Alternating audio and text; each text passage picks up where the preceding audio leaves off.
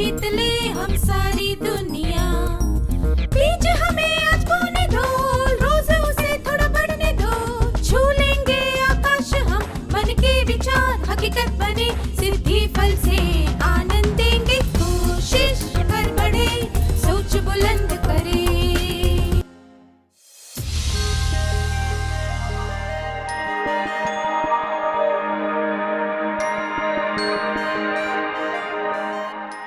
नमस्ते छात्रों, आशा है आपका दिन अच्छा था।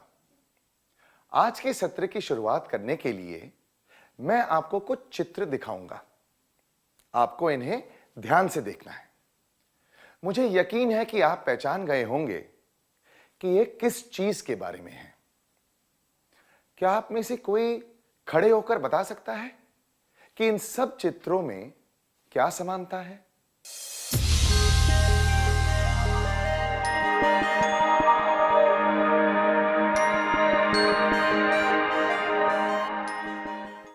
सही कहा। हम एक गंभीर समस्या के बारे में बात कर रहे हैं जो हर जगह पाई जाती है। धौंस जमाना और धमकी देना। धौंस और धमकी का मतलब क्या होता है? कुछ लोग ऐसे ही मजा लेने के लिए धमकी देते हैं या धौंस जमाते हैं। वे अपनी ताकत का इस्तेमाल करके किसी दूसरे व्यक्ति को धमकाते या उसका मजाक उड़ाते हैं। आइए फिर से कहें, कुछ लोग ऐसे ही मजा लेने के लिए धमकी देते हैं या धौंस जमाते हैं। वे अपनी ताकत का इस्तेमाल करके किसी दूसरे व्यक्ति को धमकाते या उसका मजाक उड़ाते हैं। उदाहरण के लिए मान लीजिए कि एक व्यक्ति हकलाता है, तो धौंस जमाने वाले व्यक्ति को उसकी नकल करके उसका मजाक उड़ाने में मजा आता है। क्या हम एक और उदाहरण देखें? कल्पना कीजिए कि 5वीं कक्षा के कुछ छात्र स्कूल के मैदान में फुटबॉल खेलने जाते हैं। तभी 10वीं कक्षा के छात्र भी वहां खेलने आ जाते हैं। वे उन्हें कहते हैं कि फुटबॉल हमारे जैसे बड़े लोगों का खेल है, यहां से भाग जाओ और जाकर लुक्का छिपी खेलो। धौंस या धमकी केवल दो लोगों के बीच नहीं होती, दो समूहों के बीच भी हो सकती है। कभी कभी एक समूह किसी व्यक्ति को धमका सकता है या फिर इसका उल्टा भी हो सकता है। हम सब ने कभी ना कभी धौंस या धमकी का सामना किया होगा, है ना? शायद हमने कभी किसी और को धमकाया भी होगा, है कि नहीं? आइए धौंस और धमकी के बारे में कुछ और जानने की कोशिश करें। क्या हाल ही में किसी ने आपको धमकाया या आप पर धौंस जमाई है? क्या आप इस अनुभव के बारे में अपने मित्र को बता सकते हैं? आपको यह बताना है कि आपके साथ क्या हुआ था।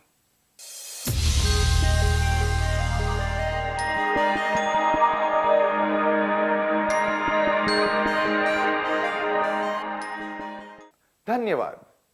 धौंस और धमकी बोलकर दी जा सकती है और कुछ करके भी।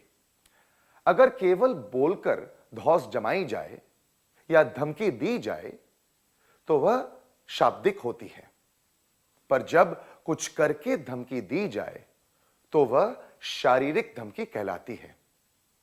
शाब्दिक धौंस और धमकी ये भावनाओं को ठेस पहुंचाती है। इसके कुछ उदाहरण हैं। कोई नाम लेकर चिढ़ाना, अपमान करना, मजाक उड़ाना, बदनाम करना, अफवाह फैलाना, धमकी देना। शारीरिक धमकी से चोट लग सकती है, दुख पहुंचता है और किसी की संपत्ति को नुकसान भी हो सकता है। क्या हम इसके कुछ उदाहरण देखें? अब स्क्रीन पर एक तालिका दिखाई जाएगी। तालिका की एक तरफ धौंस और धमकी के प्रकार होंगे और दूसरी तरफ उसके प्रभाव होंगे। अगर केवल मन पर उसका प्रभाव पड़ता हो तो आपको मन कहना है। अगर मन और संपत्ति पर उसका प्रभाव पड़ता हो तो आपको मन और संपत्ति कहना है। आशा है कि अब आप समझ गए होंगे। क्या आप तैयार हैं? धौंस और धमकी के प्रकार। शरीर पर, मन पर, संपत्ति पर। किसी चीज से मारना, घूसा मारना, झगड़ना, क्रोध में जोर जोर से कुछ कहना, किसी को खरोचना, चिकोटी काटना, किसी को लात मारना, धक्का देना, अलग करना, बाहर निकालना, छीनना, चीजें तोड़ना।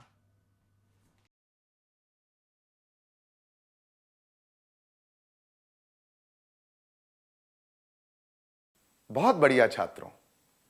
तो हमने ये जाना कि धमकी और धौंस से शारीरिक, मानसिक और शाब्दिक रूप से कष्ट पहुंचता है। आइए अब जानें कि सताए हुए व्यक्ति पर इसका क्या असर पड़ता है। जब किसी ने आपको धमकाया या धौंस जमाई तो आपको कैसा लगा? आपको इस भावना से संबंधित शब्द एक कागज पर लिखने हैं। उदाहरण के लिए, अगर किसी ने आपको धमकाया और आपको उससे डर लगा तो आपको डर लिखना है।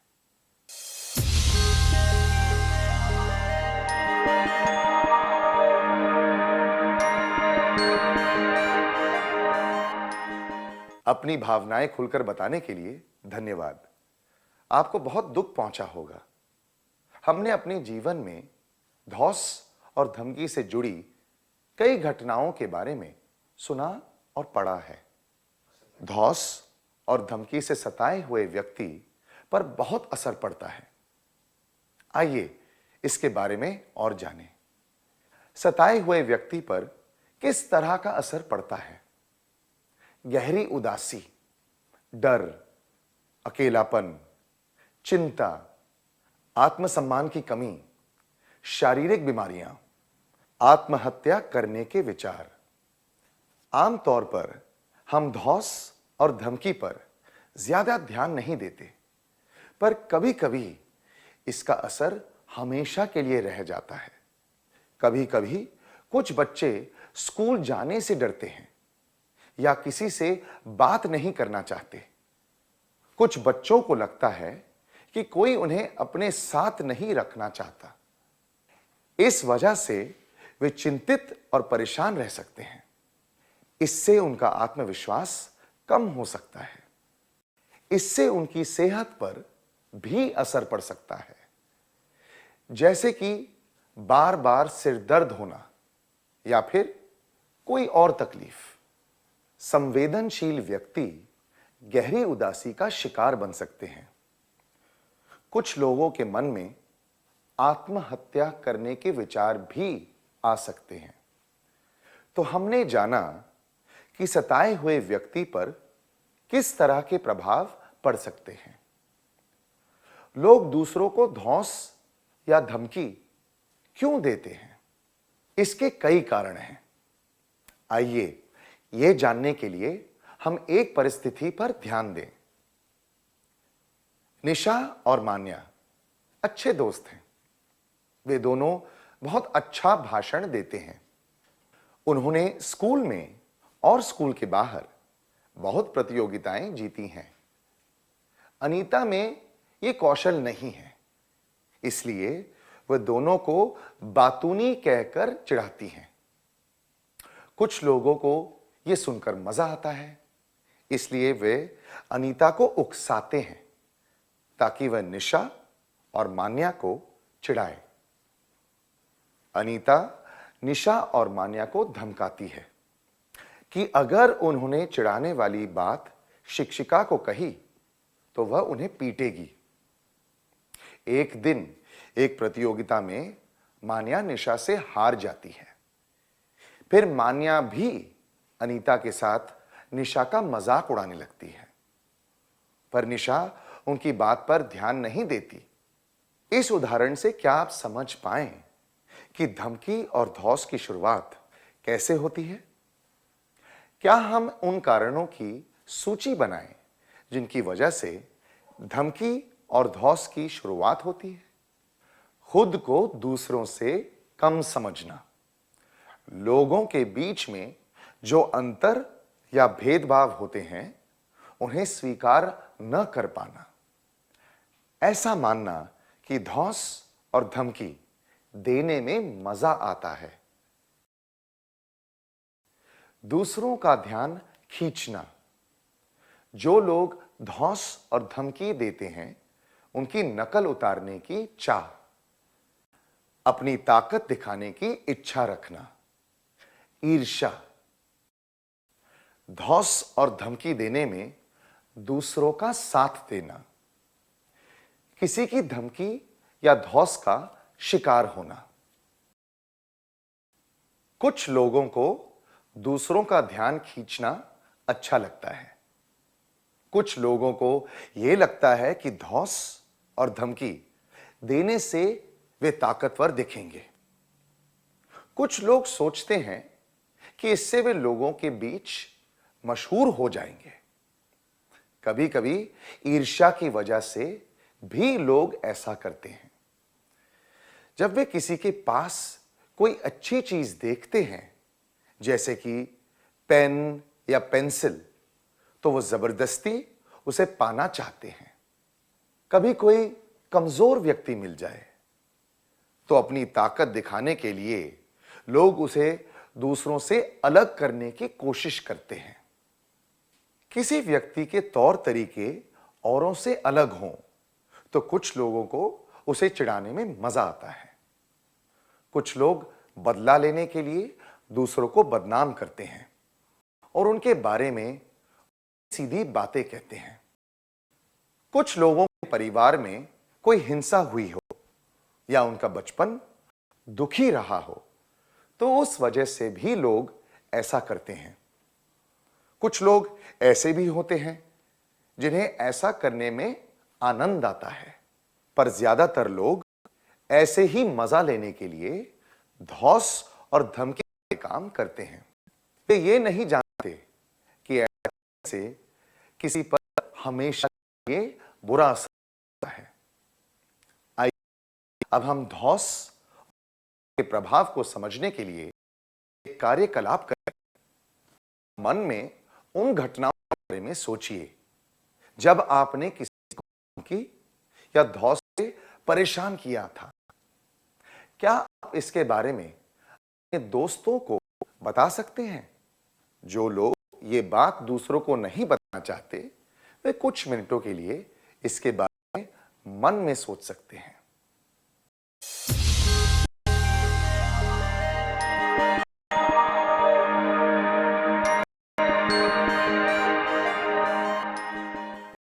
अपने अनुभव के बारे में खुलकर बताने के लिए धौंस और धमकी वाले दो धारी तलवार की तरह होते हैं। इससे धौंस जमाने वाले और धौंस सहने वाले व्यक्ति दोनों पर नकारात्मक असर पड़ता है। ऐसा देखा गया है कि अगर बचपन में लोग धौंस और धमकी वाले कामों से जुड़ जाते हैं, उनका व्यवहार गुस्से और गैर कानूनी होने लगता है। अगर इसका असर सब पर पड़ता है तो क्या ऐसा करना चाहिए? बिल्कुल भी नहीं। हमें धौंस और धमकी को रोकने के लिए क्या करना चाहिए? आइए हम एक गीत सुनें जिसमें बताया गया है कि हमें क्या करना चाहिए।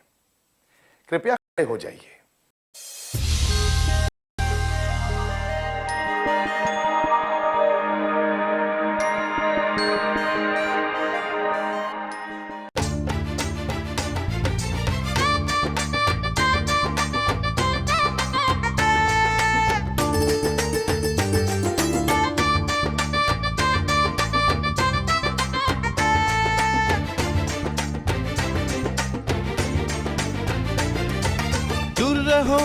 दूर रहो, असभ्यता से दूर रहो, अंकुर से उखेड़ो उसको, अंकुर से उखेड़ दो।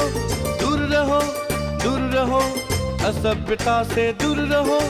अंकुर से उखेड़ो उसको, अंकुर से उखेड़ दो।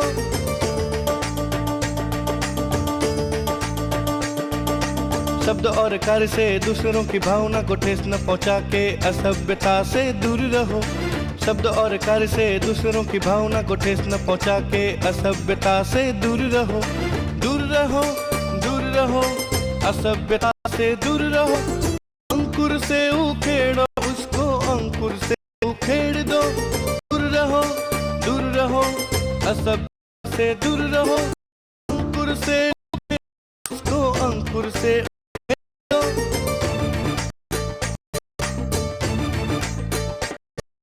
बात करके, विनती करके, आदर करके असभ्यता से दूर रहो। बात करके, विनती करके, आदर करके असभ्यता से दूर रहो। दूर रहो असभ्यता से दूर रहो। अंकुर से उखेड़ो उसको, अंकुर से उखेड़ दो। दूर रहो असभ्यता से दूर रहो। अंकुर से उखेड़ो उसको, अंकुर से उखेड़ दो।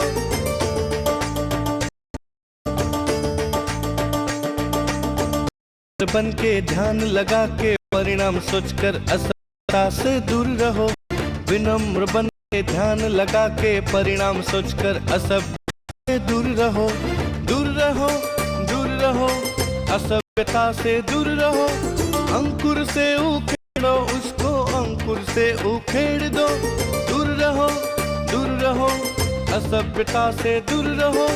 अंकुर से उखेड़ो उसको, अंकुर से उखेड़ दो।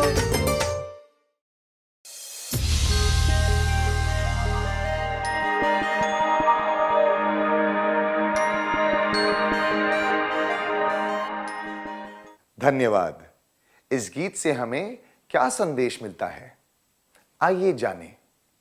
हमें ऐसा कुछ भी कहना या करना नहीं चाहिए जिससे दूसरों को दुख पहुंचे। अगर हमें कोई हरकत पसंद ना हो तो हमें वो हरकत दूसरों के साथ भी नहीं करनी चाहिए। अपने गुस्से पर काबू रखना चाहिए। धौंस और धमकी वाली भावनाओं को शुरू होने से पहले ही रोक देना चाहिए। पर दूसरे लोग ऐसे काम करते रहें तो हमें क्या करना चाहिए, आइए इसके बारे में जानें। क्या सारी उंगलियां एक बराबर होती हैं? नहीं ना। यह तो स्वाभाविक है। हम भी किसी और व्यक्ति जैसे नहीं हो सकते, हमारे करीबी दोस्तों के जैसे भी नहीं। जो लोग धौंस और धमकी देते हैं वे ऐसी छोटी छोटी बातों का पहाड़ बना देते हैं। हर व्यक्ति के शौक, रंग रूप और आदतें अलग होते हैं, इसलिए किसी का भी मजाक नहीं उड़ाना चाहिए। जो लोग ऐसा करते हैं उनके साथ कैसे निपटना चाहिए, आइए इसके बारे में जानें। कुछ लोग आपका और आपके कपड़ों का मजाक उड़ाते हैं। आप क्या करेंगे? वहां से भाग जाएंगे और छिप जाएंगे या फिर उनकी बातों पर ध्यान नहीं देंगे? मैं वहां से भागकर छिप जाऊंगा या जाऊंगी। मैं उस व्यक्ति पर और उसके व्यवहार पर ध्यान नहीं दूंगा या दूंगी।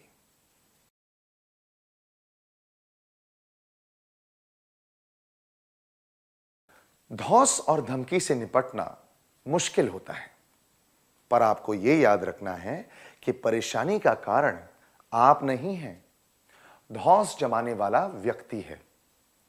सुरक्षित महसूस करना आपका अधिकार है।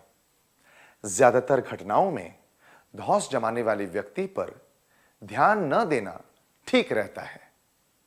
जब सामने वाला कमजोर पड़ जाता है तो इससे धौंस जमाने वाले व्यक्ति को ताकत मिलती है, पर आप उस पर ध्यान ही ना दें तो वो आपको परेशान करने का प्रयास छोड़ देगा। उदाहरण के लिए, राजेंद्र थोड़ा मोटा है, इसलिए उसके दोस्त उसे राजन लड्डू कहकर बुलाते हैं। उसे यह बात अच्छी नहीं लगती, पर बाद में उसने उन पर ध्यान देना छोड़ दिया। तब उन्होंने भी राजेंद्र को उस नाम से चिढ़ाना छोड़ दिया। हमें किसी भी धौंस और धमकी पर और धौंस जमाने वाले पर ध्यान नहीं देना चाहिए। फिर से कहिए, हमें किसी भी धौंस और धमकी पर और धौंस जमाने वाले पर ध्यान नहीं देना चाहिए। आपके ध्यान न देने के बावजूद अगर कोई व्यक्ति धौंस जमाता रहे तो आपको क्या करना चाहिए? क्या आप उसका मुकाबला करेंगे या फिर किसी समूह में शामिल होकर उससे बचने की कोशिश करेंगे? मैं उसका मुकाबला करूंगा या करूंगी। मैं किसी समूह में शामिल होकर उससे बचने की कोशिश करूंगी या करूंगा। आमतौर पर धौंस जमाने वाले लोग ऐसे लोगों को परेशान नहीं करते जो किसी समूह में हो। वे छोटे उम्र के लोगों को परेशान करते हैं जो अकेले घूम रहे हों या फिर नई जगह पर हो। अगर हम एक समूह में अपने दोस्तों के साथ हों तो धौंस जमाने वाले व्यक्ति शायद हम तक पहुंचने की कोशिश ना करें। क्या अब हम एक कार्यकलाप करें? कार्तिक अपनी नानी से मिलने जा रहा है। रास्ते में वो देखता है कि एक व्यक्ति दूर से किसी को धमका रहा है। तो व्यक्ति दौड़कर एक बस में चढ़ जाता है। कार्तिक देखता है कि धमकी देने वाला व्यक्ति उसकी तरफ आ रहा है। उसके डर से कार्तिक पास में खड़े कुछ लोगों के साथ जाकर खड़ा हो जाता है। क्या आप में से कुछ छात्र इसका अभिनय करके दिखा सकते हैं? कृपया स्वेच्छा से आगे आ जाएं।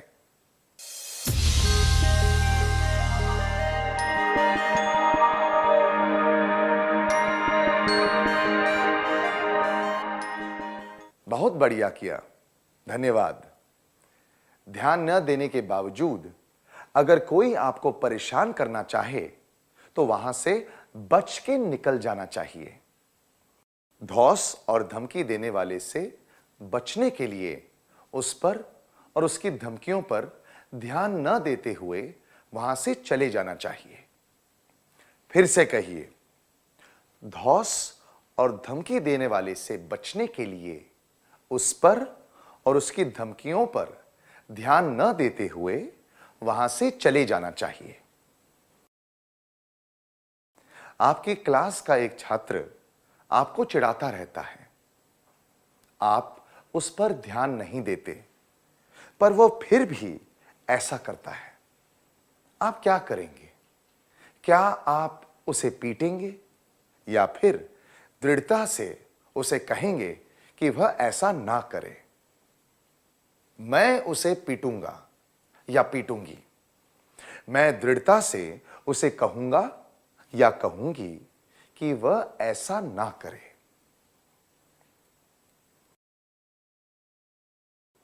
कई लोग अपनी कमियों को छिपाने के लिए कठोर और ताकतवर दिखने की कोशिश करते हैं। अगर हम उनके साथ दृढ़ता से बात करें तो वे हमें परेशान नहीं कर पाएंगे। आइए ये समझने के लिए एक उदाहरण देखते हैं। जब बलदेव स्कूल के मैदान में खेलने जाता है तो करीम उसे चिढ़ाता है, पर बलदेव उस पर ध्यान नहीं देता। एक दिन बलदेव सोच लेता है कि वह करीम का सामना करेगा। जब करीम उसे छेड़ने और चिढ़ाने लगता है तो बलदेव उसके चेहरे के सामने जाकर दृढ़ता से कहता है, देखो, अगर तुमने ये सब बंद नहीं किया तो मैं शिक्षिका से शिकायत कर दूंगा। बलदेव की गंभीर आवाज सुनकर वो चुपचाप वहां से चला जाता है। दूसरे शब्दों में कहें तो पहले हमें धमकी और धौंस पर ध्यान नहीं देना चाहिए। पर इससे बात ना बने तो हमें धौंस जमाने वाले व्यक्ति को दृढ़ता से मना करना चाहिए। धौंस जमाने वाले व्यक्ति से निपटने के लिए हमें उसके साथ दृढ़ता से पेश आना चाहिए। फिर से कहिए, धौंस जमाने वाले व्यक्ति से निपटने के लिए हमें उसके साथ दृढ़ता से पेश आना चाहिए। मान लीजिए कि बड़ी कक्षा में पढ़ने वाला कोई छात्र आपका खाना या आपकी चीजें छीन रहा है। आप उसकी बातों पर ध्यान ना दें, उसके साथ दृढ़ता से बात करें, फिर भी वो आपको परेशान करे, तो आप क्या करेंगे? क्या आप किसी और बड़े छात्र को बुलाकर उसे धमकाएंगे या फिर किसी समझदार और विश्वसनीय व्यक्ति से मदद लेंगे? मैं किसी और बड़े छात्र को बुलाकर उसे धमकाऊंगा या धमकाऊंगी। मैं किसी समझदार और विश्वसनीय व्यक्ति जैसे कि शिक्षक, माता पिता की मदद लूंगा या लूंगी।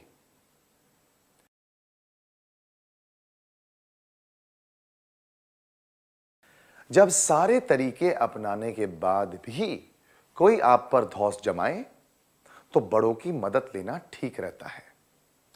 अगर आप अपनी परेशानी के बारे में बोलकर नहीं बता सकते तो उसे लिखकर समझाया जा सकता है।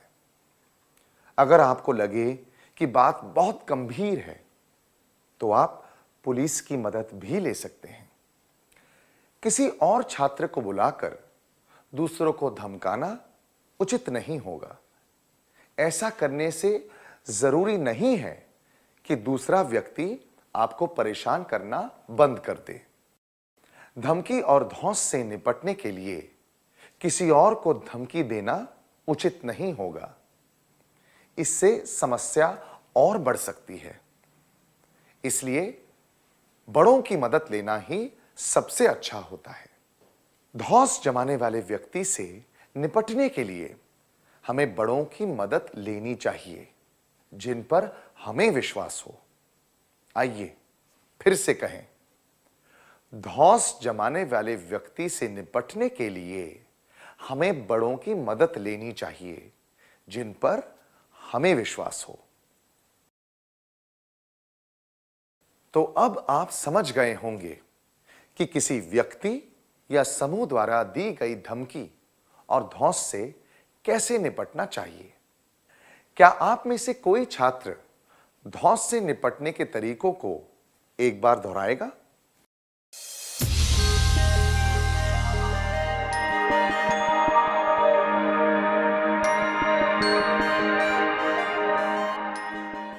धौंस जमाने वाले व्यक्ति और धमकी व धौंस से निपटने के लिए धौंस जमाने वाले व्यक्ति पर ध्यान ना दें, धौंस जमाने वाले व्यक्ति से दूर रहें, अपनी बात दृढ़ता से कहें। धमकी और धौंस ना रुके तो किसी जिम्मेदार और विश्वसनीय व्यक्ति से मदद लें। क्या अब हम एक शपथ लें? कृपया खड़े हो जाएं।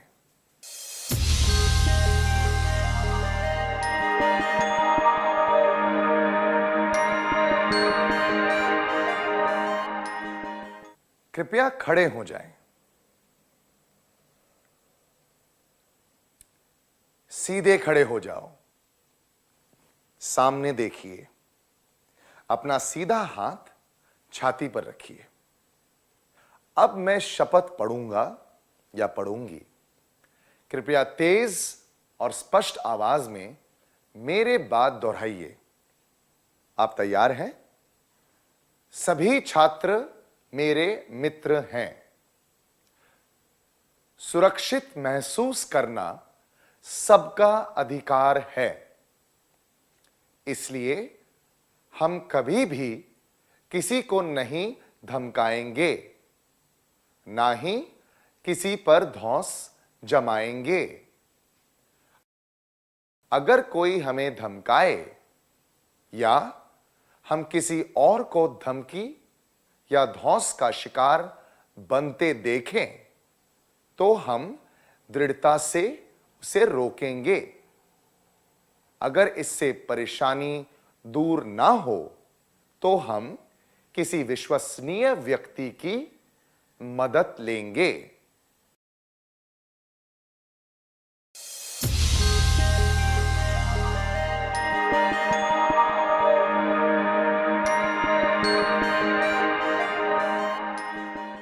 मुझे यकीन है कि शपथ लेने के बाद आप में से कोई भी व्यक्ति धमकी और धौंस से जुड़ी हरकत नहीं करेगा।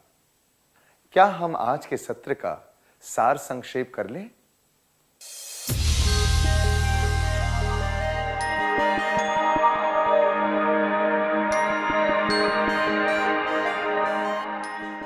कुछ लोग ऐसे ही मजा लेने के लिए धमकी देते हैं या धौंस जमाते हैं।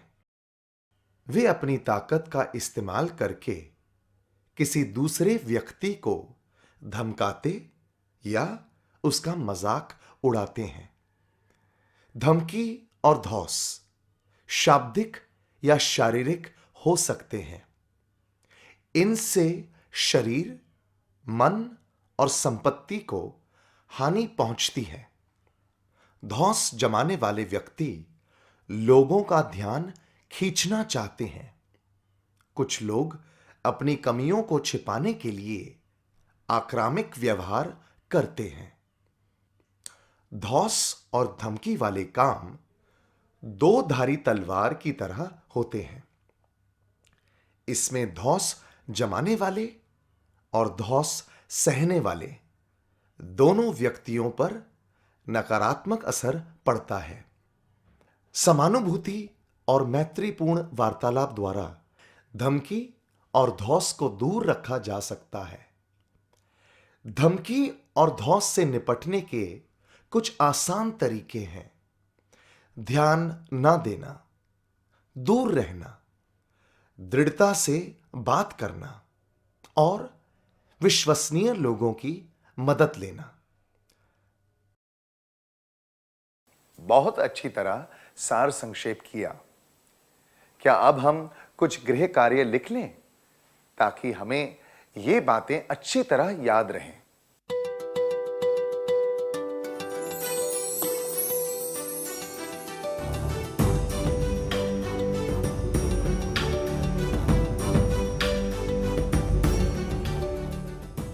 प्रश्न 1। आपके दोस्त आपको उकसा रहे हैं कि आप क्लास में आए एक नए छात्र को चिढ़ाएं। आप क्या करेंगे? जवाब: मैं अपने दोस्तों से कहूंगा या कहूंगी कि ये गलत है। मैं उसे चिढ़ाने से मना कर दूंगा या दूंगी। मैं अपने दोस्तों के साथ उसे चिढ़ाऊंगा या चिढ़ाऊंगी। प्रश्न 2। आपके एक दोस्त को भूलने की आदत है, इसलिए आपके दूसरे दोस्त उसे चिढ़ाते हैं। आप क्या करेंगे? जवाब: मैं चुपचाप बैठा रहूंगा या रहूंगी। मैं अपने दोस्तों को चेतावनी दूंगा या दूंगी कि उन्हें ऐसा नहीं करना चाहिए। मैं अपने दोस्तों के साथ उसे चिढ़ाऊंगा या चिढ़ाऊंगी। प्रश्न 3। स्कूल के कुछ बड़े छात्र रोज आपके खाने का डिब्बा छीनकर ले जाते हैं। आपके मना करने पर भी वे ऐसा करते हैं। आप उन्हें क्या कहेंगे? जवाब: मैं जोर से रोऊंगा या रोऊंगी। मैं उन्हें देखकर भाग जाऊंगा या जाऊंगी। मैं इसके बारे में शिक्षक को बताऊंगा, बताऊंगी और उनकी मदद लूंगा या लूंगी।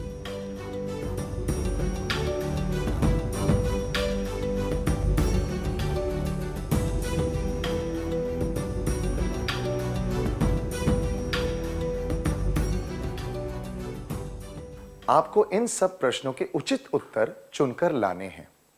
अगली क्लास में हम इनके बारे में चर्चा करेंगे, ठीक है?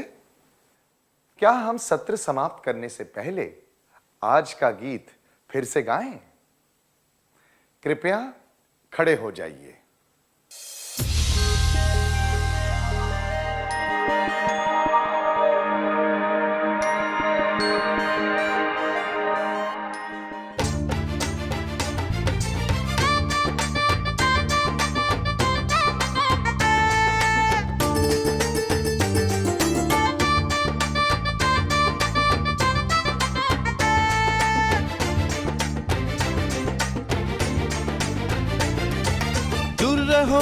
दूर रहो, असभ्यता से दूर रहो, अंकुर से उखेड़ो उसको, अंकुर से उखेड़ दो। दूर रहो, असभ्यता से दूर रहो, अंकुर से उखेड़ो उसको, अंकुर से उखेड़ दो।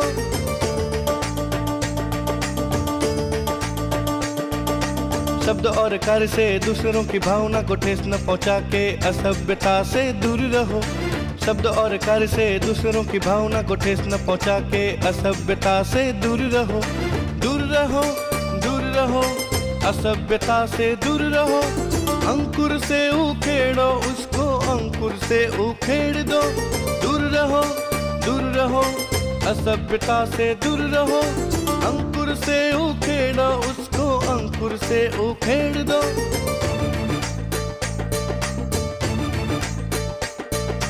बात करके, विनती करके, आदर करके असभ्यता से दूर रहो। बात करके, विनती करके, आदर करके असभ्यता से दूर रहो। दूर रहो, असभ्यता से दूर रहो, अंकुर से उखेड़ो उसको, अंकुर से उखेड़ दो। दूर रहो, असभ्यता से दूर रहो, अंकुर से उखेड़ो उसको, अंकुर से उखेड़ दो।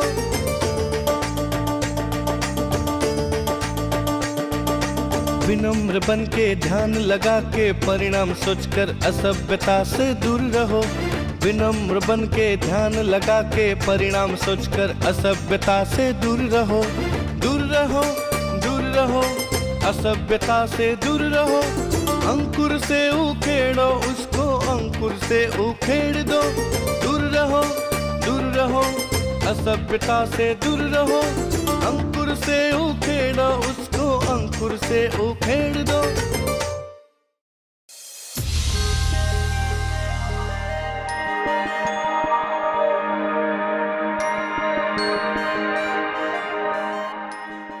धन्यवाद। नमस्ते छात्रों, फिर मिलेंगे। छात्रों, आपका फिर से स्वागत है। क्या हम पिछले सत्र में दिए गए प्रश्नों के जवाब जांच लें?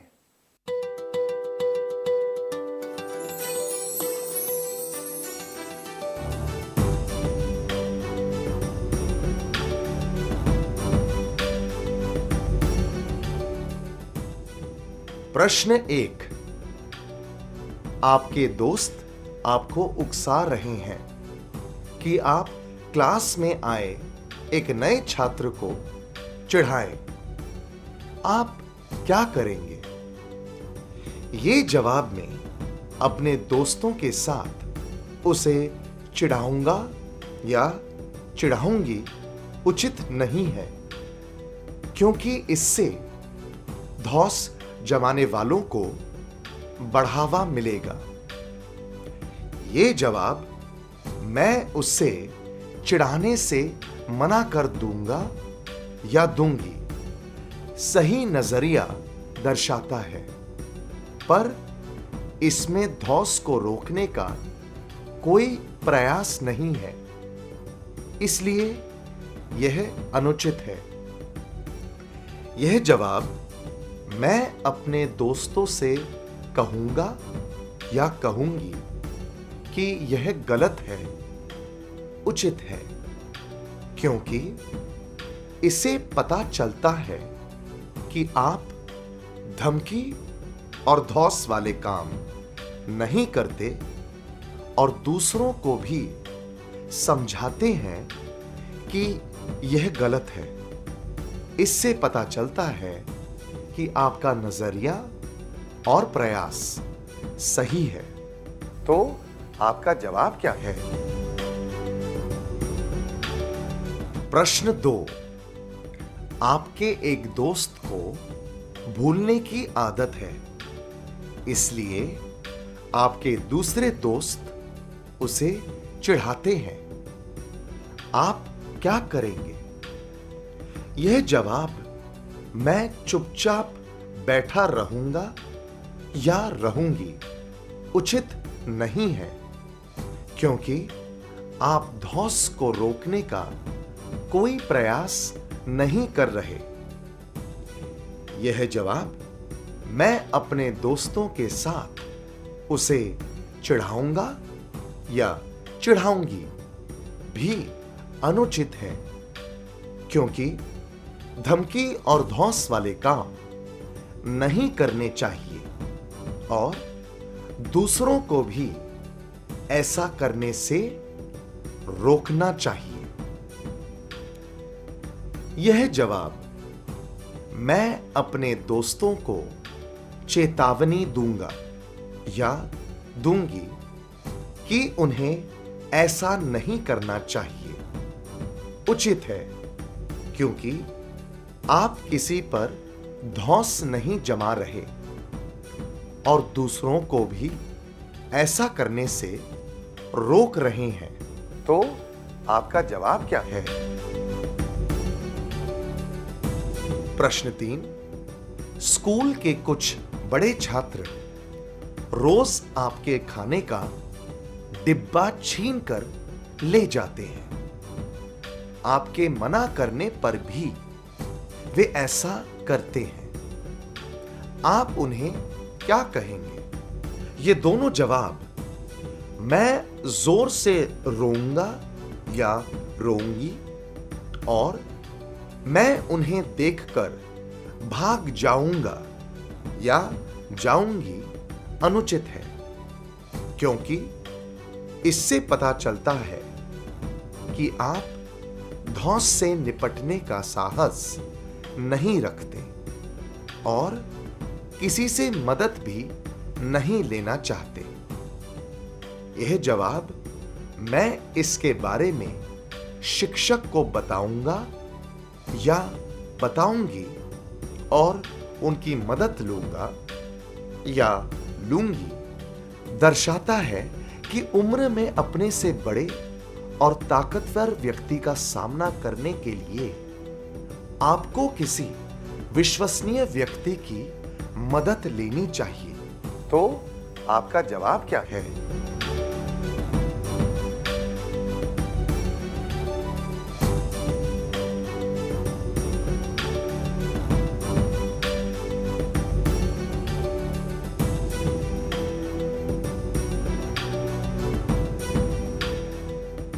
अगर आपने सारे सही जवाब चुने थे तो यह बहुत बढ़िया बात है।